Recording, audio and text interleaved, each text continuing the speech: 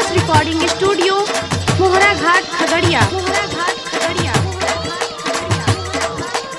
बोला बोला बाबा महेंद्रनाथ की नहीं रुसे लेके जेबो देव घर, नहीं रुसे लेके जेबो देव घर के जान बुलेट से, नहीं रुसे लेके जेबो देव घर के जान बुलेट से। दुनु जलावा चढ़े जोरे जोर, दुनु जलावा चढ़े जोरे जोर करबो न लेट गे। नहीं रुसे लेके जेबो देव घर के जान बुलेट से, नहीं रुसे लेके जेबो देव घर के जान बुलेट से।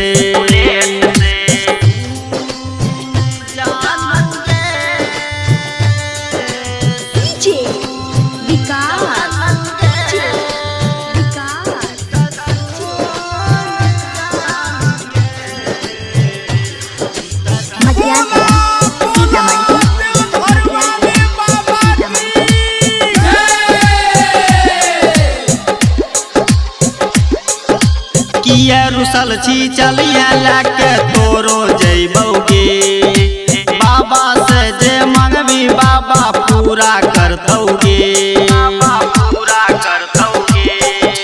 किया रुसल छी चलिया लाके तोरो जैबोगे, बाबा से जे मांगबी बाबा पूरा करतोगे। बाबा भोले के कृपा से जोरी बनल रहतै गे, जेना बगिया में खिले फूल वना खिलत रहतै गे। लक जैबो बोल दरबार करबो न लेट गे, नहीं रुसे लेके जेबो देव घर के जान बुलेट से, नहीं रुसे लेके जेबो देव घर के जान बुलेट से।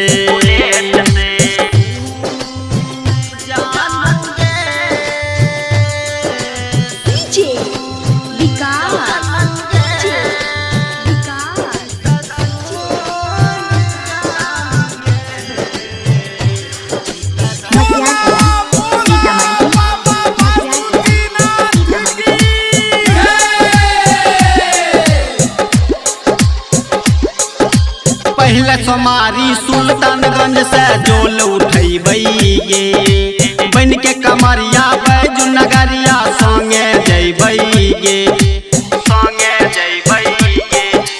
पहला सोमारी सुल्तानगंज से जोल उठैबै गे, बन के कमरिया बैजू नगरिया संगे जैबै गे। बाबा छै घरदानी बर सबके दै छै गे, हम मंगबौ तोरा गे तोय हमरा मंगिहे गे। कहौ सुजित सरगम करिहे न लेट गे, नहीं रुसे लेके जेबो देव घर के जान बुलेट से, नहीं रुसे लेके जेबो देव